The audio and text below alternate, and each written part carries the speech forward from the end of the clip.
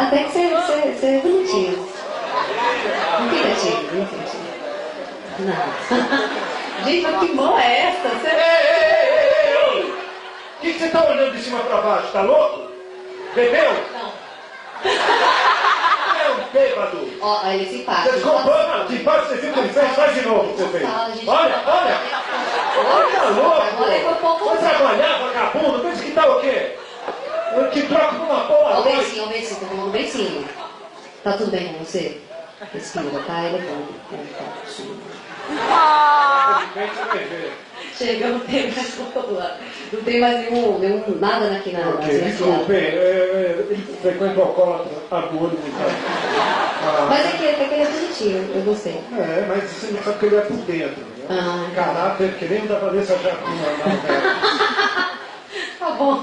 Tchau, viu? Ó, vamos trabalhar. Prazer. Depois.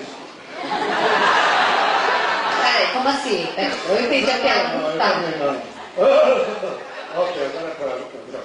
Aí você fica assim, né? É muito legal isso. Adoro isso. Câmera de baixo assim, só pra ela mesmo. Botar isso comigo, eu fico desse tamanho. Pensa menos 10 centímetros, ó, deixa aí, viu? Não, mas eu, meu amor, menos 10 centímetros tá cada lado.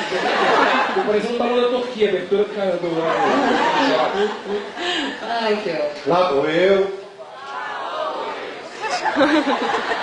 Vamos usar no programa.